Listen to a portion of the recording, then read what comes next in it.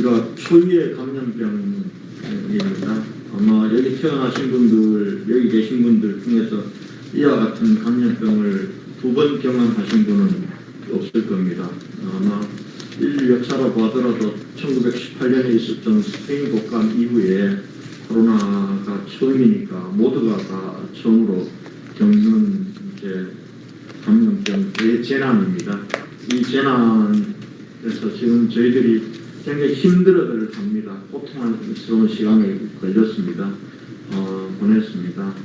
그런데 불행하게도 전문가들은 앞으로 이런 감염병 재난이 주기적으로 올 거라고 얘기를 하는데 그런 면에서 보면은 이 재난에 우리가 어떻게 대응을 했고 또 앞으로 올 재난에는 어떻게 대비하는가를 저희들이 정리하고 또 미리 준비하는 것이 굉장히 중요하다는 생각이 듭니다. 그런 면에서 오늘 우리 코로나 위기관리 글로벌 평가단이 이렇게 코로나와 관련돼서 한번 그동안에 있었던 일들 또 모범 사례들을 잘 정리할 수 있는 기회를 주셔서 감사하는 말씀을 드리고요. 최선 우리 위원장님께서 10가지 수칙을 말씀하셨는데요. 여기 잘 정리가 되어 있는 것 같습니다. 되어 있는 것 같고. 근데 10가지면은 너무 많아서 그러니까 다 준비하지 못할지도 모릅니다. 근데 이걸 중심으로 내가 여기 발제문을 한번 보시면 알고요. 제가 편하게 얘기를 하겠습니다. 골든타임을 놓치지 말라는 얘기는 뭐 재난에 있어서 기본입니다. 재난은 어찌 보면은 그것이 오는 폭발성 그리고 또 한편으로는 잠시만 이 시간인 골든타임을 놓치면은 피해가 정말 눈덩이처럼 늘어나는 것이기 때문에 재난에 대응하는 골든타임을 놓치지 말아야 되고 속도전으로 가야 됩니다. 특히 코로나 바이러스는 그동안 있었던 사스나 메리스 이런 것보다는 훨씬 더 전파력이 큽니다. 그러니까 바이러스가 계속 진화되면서 나타나는 현상이 결국은 전파력은 굉장히 세지고 그리고 숙주에 대한 치명률은 점점 더 주는 방향으로 바이러스는 가고 있기 때문에 속도전에 얼마나 중요한가 이게 굉장히 중요합니다. 그런 각도에서 우리 대구가 처음으로 2020년 2월 18일 날 밤 10시입니다. 저한테 전화가 왔습니다. 집에 퇴근해서 있는데 이 코로나 환자, 의심 환자가 발생한 것 같다고 그 당시까지만 해도 지방자치단체에서 코로나 확진 발표를 못하도록 되어 있었습니다. 저희가 대구 보건환경연구원에서 PCR 진단검사를 하고 있습니다만은 PCR 진단검사에서 양성이 나오더라도 양성을 발표하지 못하고 질병청에 보내서 질병청에서 다시 진단검사를 해서 양성이 나와야 코로나 확진자로 발표하는 그런 시스템이기 때문에 저희들이 밤 10시에 진단검사했던 이 검체를 질병청으로 보냈습니다. 아마 한 6시간을 기다리는 시간이었습니다. 그러나 우리는 이미 얘기는 했습니다. 이거 확진이 됐을 거다. 그렇게 하고 질병청의 결과를 기다렸습니다만 그동안 기다리면서 그냥 노는 것이 아니라 메르스 때 경험을 보고 결과적으로는 역학조사를 해서 이 첫 번째 환자가 얼마나 많은 사람들을 접촉을 했고 그 다음에 의심 환자분들이 어떤 사람들이 있을까라는 역학조사는 이미 그때 시작이 되었고 그러나 이 메르스하고 코로나하고는 완전히 다른 유형의 바이러스입니다. 그렇기 때문에 그 전파 속도는 굉장히 빨랐습니다. 여기 최선 우리 위원장님께서 신천지 부분들과 관해서 골든타임에 대구가 대처를 좀 못했다 하는데 이거는 무슨 뜻인지는 제가 모르겠습니다. 신천지 교회 폐쇄가 늦었다는 건지 집합금지가 늦었다는 건지 대구는 바로 그 다음 날로 시설 폐쇄를 했습니다. 그리고 집합금지 명령을 내렸고요. 다만 제가 언론 기자들을 데리고 신천지 교회에 가지 않았습니다. 재난 시기에 지금 신천지 교회가 갖는 거는 이 코로나 바이러스는 비말로 전파가 됩니다. 여러분들 이렇게 마스크 쓰고 이 상황에서 아무리 소리 지른다고 해서 전파되지 않습니다. 물론 에어졸이 발생해서 이 한계가 안 될 때는 에어졸로 감염이 될 수는 있습니다만은 비말 전파입니다. 그런데 이 교회 종교시설마다 많은 사람들을 운집에서 예배를 보지만은 신천지가 왜 그러면은 신천지 교회를 매개로 해서 대구에서 1차 대폭발이 일어났냐? 신천지가 갖는 주요 행위의 유형이 특성이 코로나 바이러스의 전파와 굉장히 좋은 환경이 되어 있습니다. 우선 신천지 교회는 이렇게 테이블이나 의자가 없습니다. 전부 바닥에서 따닥 붙어서 예배를 봅니다. 그리고 전부 통성 예배입니다. 그리고 소모임 활동들이 굉장히 많습니다. 그러니까 이렇게 좁은 공간 속에서 바닥에 따닥 붙어서 통성으로 할 경우에는 비말이 온 동네 다 전파가 되는 겁니다. 그리고 그 비말로 감염된 환자들은 또 한편으로는 소모임을 통해서 내부의 확산 속도가 굉장히 빠르게 됩니다. 그리고 이분들은 상당 부분 어찌 보면은 우리 사회에서 정말 어려운 일들을 하는 요양원이라든지 뭐 이런 쪽에 일하는 분들이 굉장히 많습니다. 그래서 이게 퍼져가 나갔고요. 그런데 대구가 잘한 부분들은 이 코로나 신천지 교회 교인들이 우리가 끝까지 추적을 했습니다. 47명이었습니다. 위장교회까지 마지막은 다 찾아냈습니다. 그리고 47명에 대해서 단 한 명도 빠짐없이 전수검사를 했습니다. 전수검사를 했고, 다만 전수검사를 하는 것이 중요한 게 아니라 빨리 속도전으로 하는 게 중요했던 것이 하나고요. 두 번째는 이분들이 계속해서 접촉하면서 이걸 확산시키기 시작하면 따라가지 못합니다. 확산 속도를. 그래서 이분들이 검사하기 전에 전부 다 자가격리를 유지하도록 했습니다. 근데 이거는 신천지에 도움이 없으면 안 되는 겁니다. 신천지 교인들의 특성은 당국의 말보다도 신천지 교인들의 자기의 위계적인 질서 속에서 나오는 명령적인 지시를 더 따릅니다. 그래서 오히려 그분들을 통해서 신천지 교회의 목사라든지 사무장이라든지 이런 사람들이 스스로 문자를 보내서 전부 다 자기 집에서 나오지 말고 빨리 진단검사를 받도록 하라라고 했습니다. 이렇게 하려면은 어떤 도지사님처럼 누구 한 사람 진단검사 한다고 가평까지 가는 일을 할 수가 없습니다. 대구는. 그러니까 그런 것들을 우리는 안 했을 뿐이지 신천지에 대한 대응은 대구가 어느 곳보다 더 빨랐다. 그래서 지금 알려진 것하고는 많이 다르다. 그리고 신천지 교인들 47명을 끝까지 다 파악을 했고 단 한 명도 예외가 없습니다. 47명을 전부 다 전수조사를 했습니다. 이건 제가 볼 때는 기록적인 겁니다. 그렇게 해서 골든타임을 놓치질 않았습니다. 다만 대구에서 어려웠던 부분들은 이겁니다. 지금 코로나19 바이러스가 어떤 바이러스인지 아무도 모르고 우리는 융단 폭격을 맞았습니다. 우리가 우한 사례를 보았습니다. 우한에서 어마어마하게 빠른 속도로 퍼져나가서 당장 병실이 부족해서 체육관에 있는 사람들을 그냥 몰아넣는 걸 보면서도 대한민국에서는 저런 사태는 안 오겠지 라고 우리는 생각을 했습니다. 대한민국은 정부도 그랬고 지방정부도 마찬가지였습니다. 만약에 우리가 우한을 보면서 이렇게 전파력이 빠르구나, 대규모 환자가 발생한다라고 했다면은 우리는 메르스 때의 경험하고 완전히 다른 매뉴얼을 만들었을 겁니다. 그런데 유감스럽게도 대구에서 이 대폭발이 일어날 때까지 대한민국은 감염병 코로나19에 대한 매뉴얼을 또 갖추지 않았습니다. 그래서 코로나 환자가 발생하면은 1인 1음압병실에서 치료하는 게 매뉴얼이었습니다. 물론 대구에서 환자가 31번 환자입니다. 30번 환자가 나올 때까지는 수도권에서 뜨문뜨문 나오기 때문에 수도권에 있는 많은 음압병상에서 치료하는데 아무 문제가 없었습니다.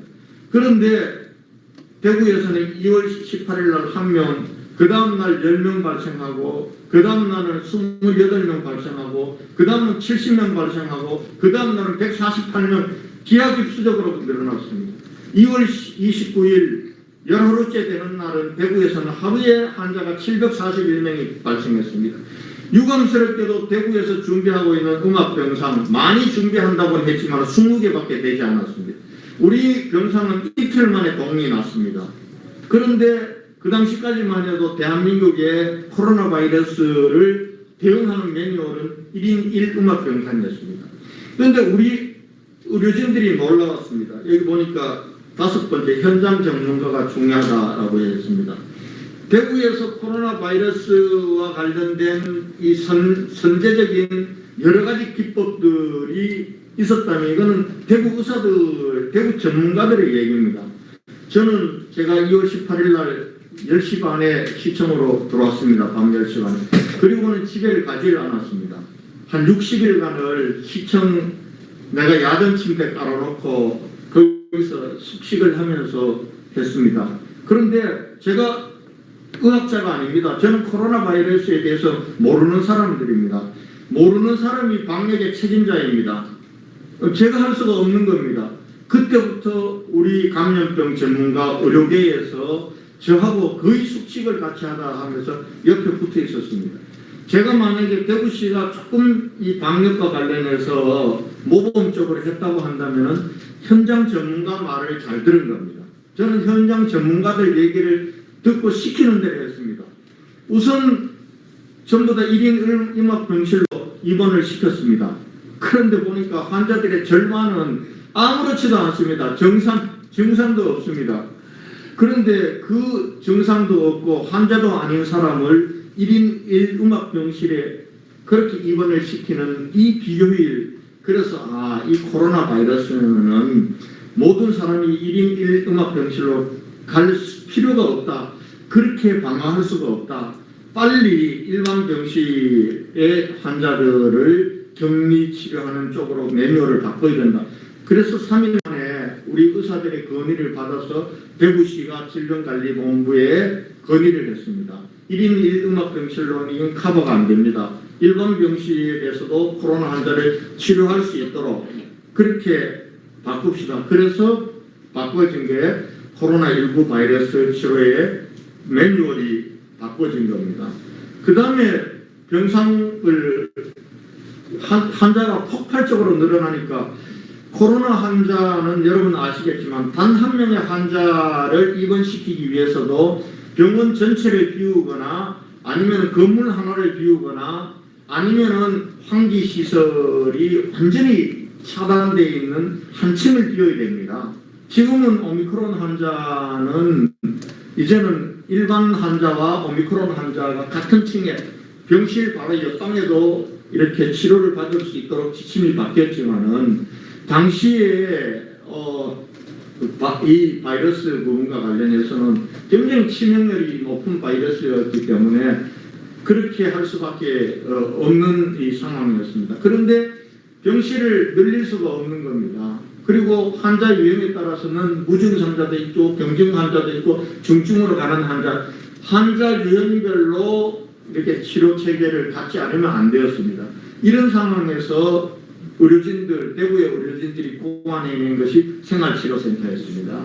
생활치료센터는 병원이 아닌 연수시설이나 이런 시설을 최소한의 의료 체계를 갖추어 놓고 경증이나 무증상 환자들을 격리치료하는 이렇게 감으로써 병상 부족 현상을 우리가 극복해낼 수가 있었습니다. 그렇기 때문에 그리고 빨리 많은 사람들이 진단검사해야 됩니다. 그런데 보건소 선별진료소에서 하루에 맥시멈 할 수 있는 건 200명밖에 되지 않았습니다. 만 47명을 빨리 전수검사를 해야 되는데 200명밖에 안 되는 이 보건소, 그리고 우리가 8개가 있습니다. 이 8개 다 합쳐도 하루에 1600명밖에 진단검사가 안 되는 겁니다. 속도전으로 가야 될 상황에서. 그래서 우리 의료진들이 2월 23일 날 회의 중에 드라이브 스루라는 놀라운 이 진단검사 방식을 제안을 했습니다. 그래서 바로 칠곡 경북대병원에서 2월 23일부터 드라이브스루 진단검사, 보통 이 선별진료소에서 검사했던 것보다 20배, 30배가 많은 사람들을 동시에 진단검사할 수 있는, 그래서 대구에서 이러한 진단검사 기법을 바탕으로 나온 것이 고위험군 전수조사라는 게 나온 겁니다. 그래서 신천지 교인들 전수조사했을 뿐만 아니라 요양병원, 요양원 등 고위험 시설은 전수검사, 진단검사를 하게 된 겁니다. 이게 이제 전국적으로 퍼져나가면서 고위험군 진단검사, 드라이브스루, 그 다음에 워크스루 이렇게 나가게 된 겁니다. 그러니까 생활치료센터 매뉴얼, 그리고 이 고위험군에 대한 전수검사, 그 다음 또 하나 대구에서 놀라운 것 하나는 공공격리입니다. 여러분 아마 처음 우리가 메리스가 왔을 때 대구나 모든 지역에서 코트 격리라는 얘기 여러분 들었을 겁니다.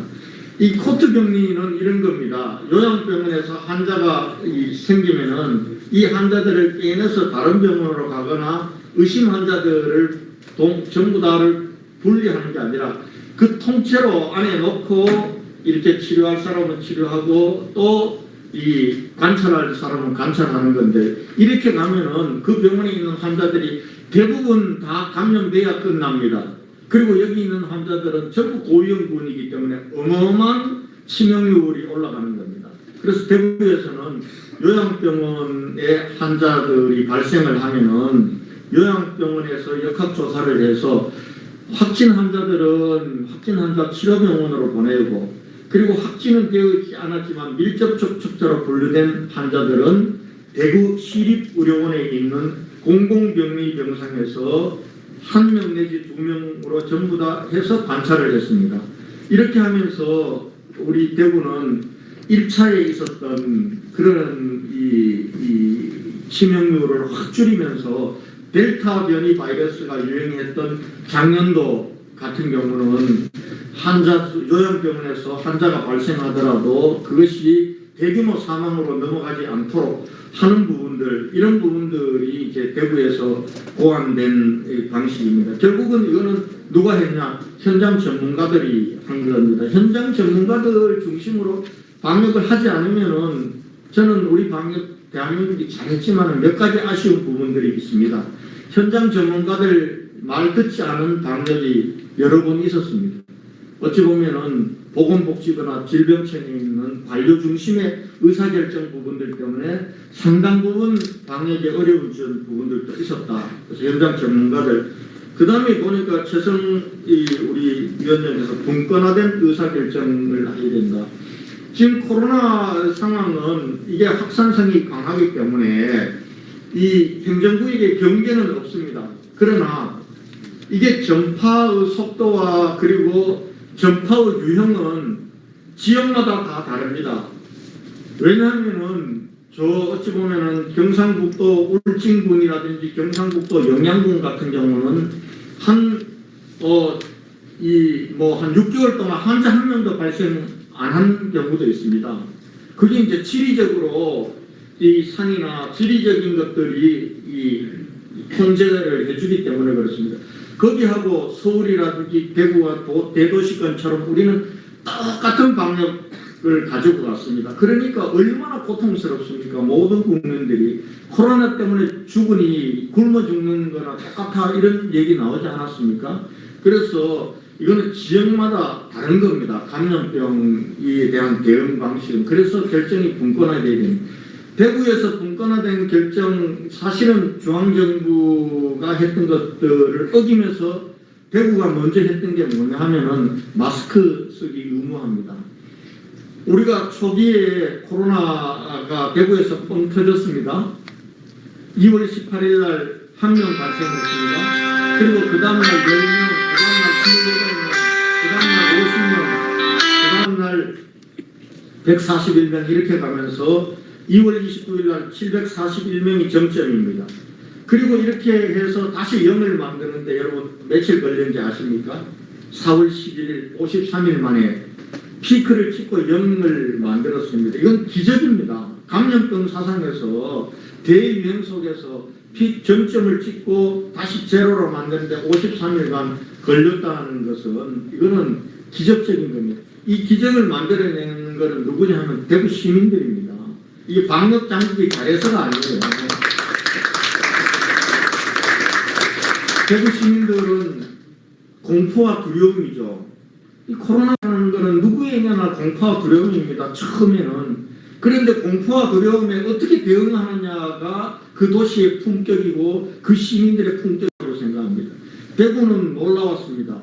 우선 대구 봉쇄한다고 그러고 대구 코로나라 그러고 얼마나 조롱했습니까?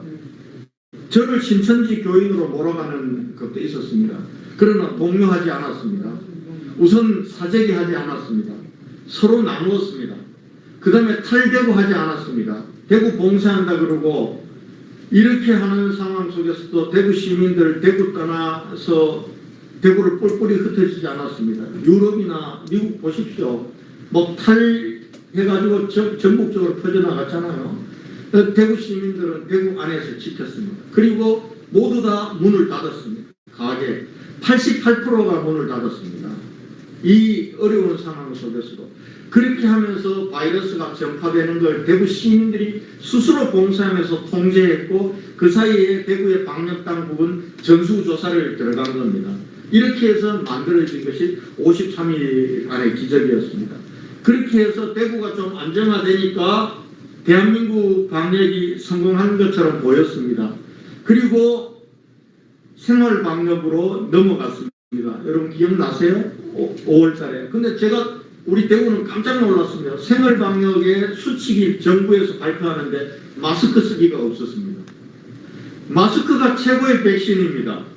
코로나 바이러스. 우리가 경험했던 53일간의 기억 속에서 마스크만큼 코로나19의 방역 효과가 있는 것은 없습니다. 그래서 앞으로도 우리 마스크 당분간 써야 됩니다.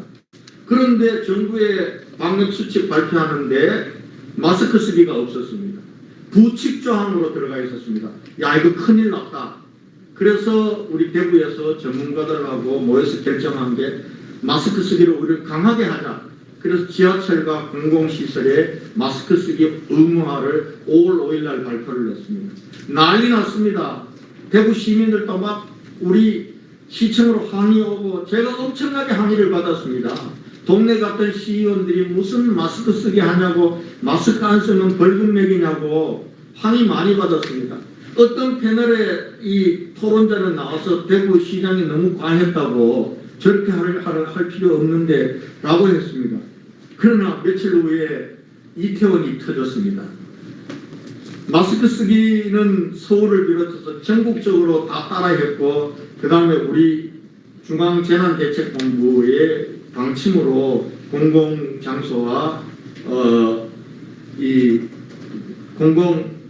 공공대중교통에서 마스크 쓰기 의무화가 전국적으로 시행이 되었습니다. 이 부분들은 분권화된 의사결정이 얼마나 중요한가.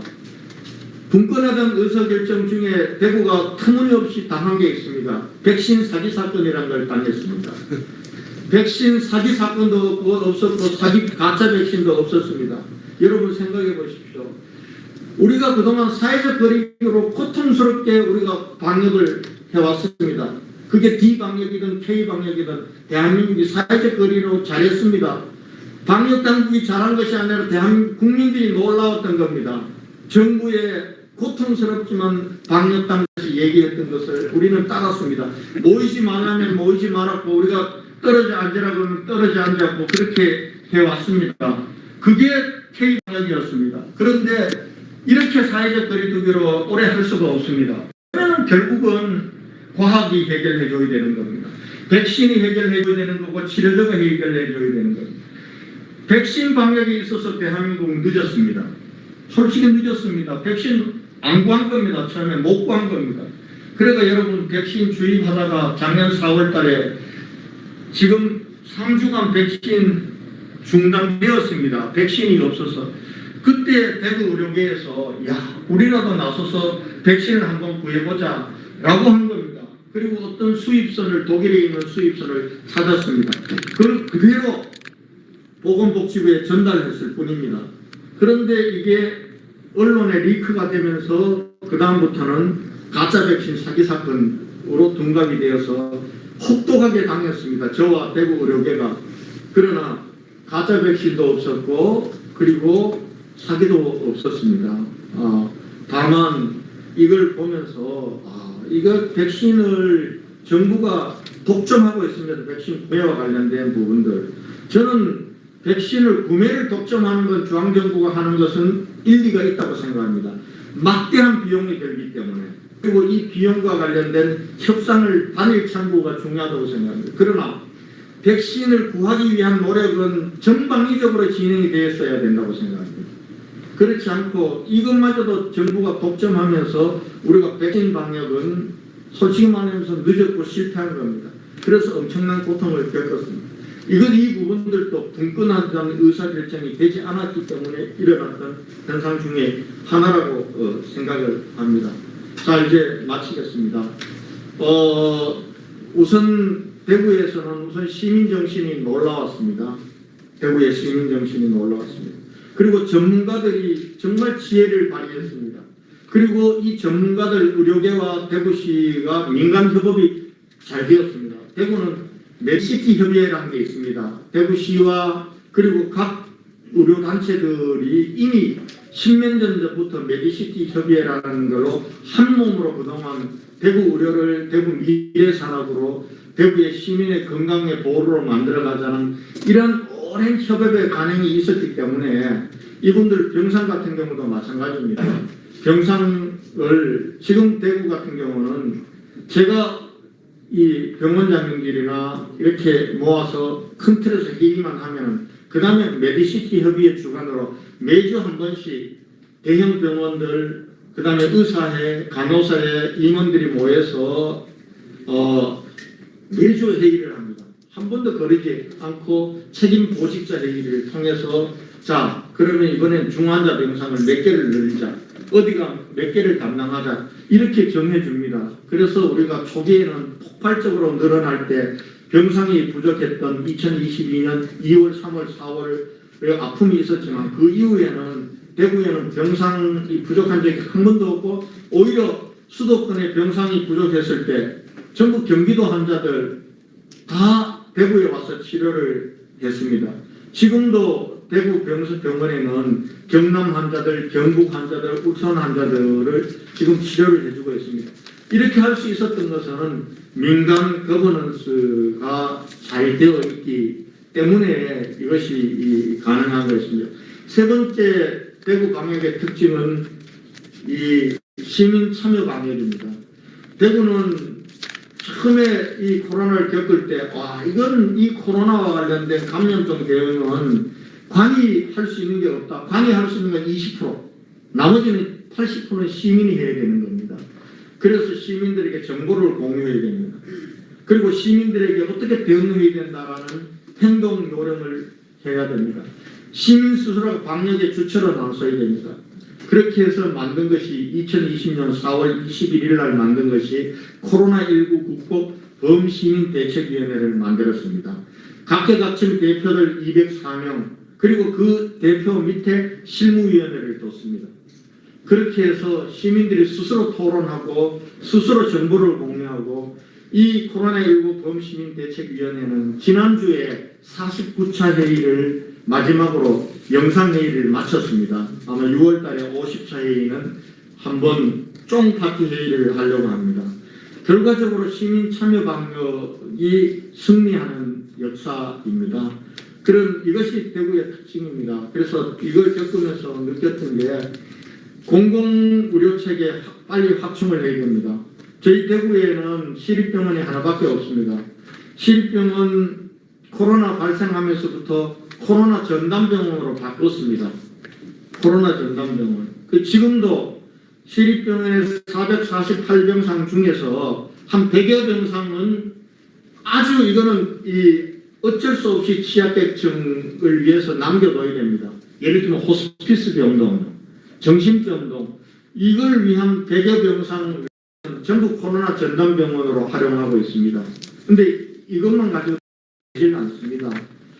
그래서 제가 이 대구는 지금 제2시립병원을 반드시 지어야 되겠다라고 나서고 있습니다. 그래서 코로나와 같은 감염병이 왔을 때는 공공의료가 선도적으로 이 전담병원으로 전환시켜줘야 됩니다.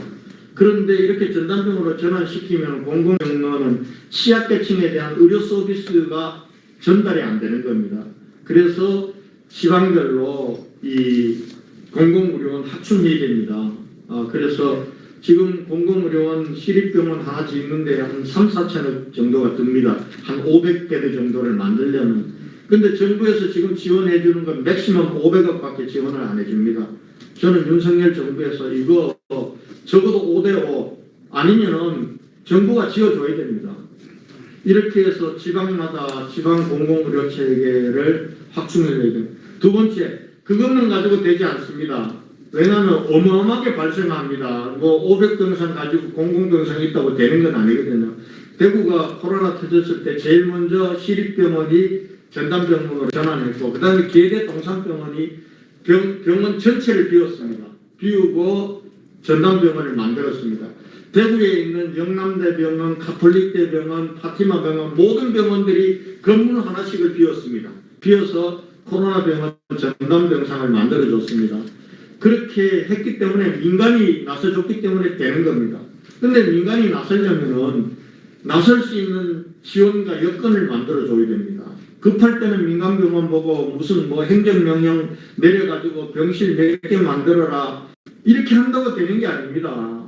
그래서 민간병원들이 코로나나 재난병, 감염병 전담병으로 전환할 수 있도록 미리 공공이 투자해주고 그리고 거기에서 일어나는 손실에 대해서 보전해주고 그리고 의료진들을 예비적으로 양성할 수 있도록 하는 그 체제를 민간 가버넌스 체제를 만들어야 됩니다. 그 다음에 분권과 더불어서 중앙과 지방의 협력 체계가 굉장히 중요합니다. 대구가 그래도 극복할 수 있었던 것은 대구에서만 구할 수 없었던 병상 부분들을 전국에서 병상을 내줬기 때문에 가능한 거였습니다. 그리고 정세균 총리께서 17일간을 상주를 했습니다. 그러면서 대구 스스로 해결하지 못했던 병상이나 생활치료센터 문제 부분들을 해결하는 데 큰 도움을 주었기 때문에 그래서 중앙과 의사결정의 분권화는 중요하지 분권화가 지방 너가 알아서 하라 이게 아니라 전국적인 이 자본의 효율적인 봉헌 그것을 위한 중앙과 지방의 협업 이게 굉장히 중요하다. 이 체계를 짜야 된다라는 말씀을 드리고요. 여기는 없지만 두 가지만 더 말씀. 하나는 우리가 어리석은 자는 재난이 왔을 때 책임 공방을 합니다. 현명한 자는 원인을 치유하려고 듭니다. 근데 우리 대한민국이 많이 성숙해 있어요. 그러나 아직 부족한 게 뭐냐 하면 재난이 왔을 때 책임 공방을 합니다. 야 이거 내 책임으로 야 이거 대구가 뻥 터지니까 깜짝 놀랐습니다. 야 이거 이 중국 못 막아서 그랬다는 책임으로 돌아오지 않을까? 그러면서 과도하게 신천지 책임으로 몰아갔고 대구 코로나라고 조롱했고 대구 봉쇄라고 말도 안 되는 얘기를 했고 그리고 권영진 대구시장은 방역하지 않는다고 저를 조롱했고 저를 신천지로 몰아갔습니다. 물론 그것으로 인해서 특정 사람들은 책임을 면할 수가 있었습니다. 그리고 정치적 득도 봤을 겁니다. 그러나 결국은 그렇게 정치 방역을 하게 되면은 부메랑이 국민들의 피해로 돌아가게 되는 겁니다. 그래서 원인은 찾아서 치유하되 책임 공공은 재난 시에는 하면 안 된다. 여든 야든 지난 코로나 초기에 있었던 여도 야도 방역은 할 생각하지 않고 과도하게 정치적 책임 공방 그리고 그것으로 인해서 상당 부분 어려움이 있었다. 이런 바보 같은 짓은 앞으로 하지 말자 이 말씀 드리고 싶고요. 그 다음에 재난, 이 코로나 재난은 코로나 방역만 가지고 안 되잖아요. 경제 방역 해야 되죠. 그 다음 지금 안 하고 있는 게 심리 방역을 안 하고 있어요. 지금 재난 시기에 우리가 작지 않은 돈을 풀었습니다. 근데 받는 입장에서 보면 아직도 죽겠다는 겁니다. 돈이 효율적으로 가지 않은 측면이 있습니다. 효율적으로. 예를 들면 재난 시기라고 해서 모든 사람들이 다 경제적으로 어렵지 않습니다. 정신적으로는 모두가 어렵습니다. 그러나 경제적으로는 엄청난 피해를 보는 사람이 있는가 하면은 온라인과 비대면을 통해서 경제적 이득을 보는 사람도 있습니다. 이 사람들을 구분해서 경제 방역을 안 하고 이걸 무조건 재난지원금이라는 명목으로 똑같이 주는 게 얼마나 비효율이고 낭비인지 모릅니다. 그렇기 때문에 경제 방역에 대한 매뉴얼도 만들어야 됩니다. 그리고 없는 심리 방역 매뉴얼 만들어야 됩니다. 우리 지금 엄청난 사람들이 코로나 후유증으로 코로나에 걸렸던 사람들은 걸렸던 사람들대로, 걸리지 않았던 사람들은 2년 2개월간의 고통 속에서 굉장히 정신건강에, 근데 이 부분들을 제대로 치료 안 하고 있습니다. 이 심리 방역, 코로나 방역, 경제 방역, 심리 방역은 패키지다. 이걸 미리 우리가 매뉴얼로 준비하고 사회적 합의를 만들어 가야 된다. 그래야 앞으로 다가올, 그게 5년 후가 될지 몇 년 후가 될지 주기적으로 반복되는 이 감염병 재난에 우리가 효과적으로 대응할 수 있다. 이런 말씀을 드리면서 제 말씀 마치겠습니다. 감사합니다.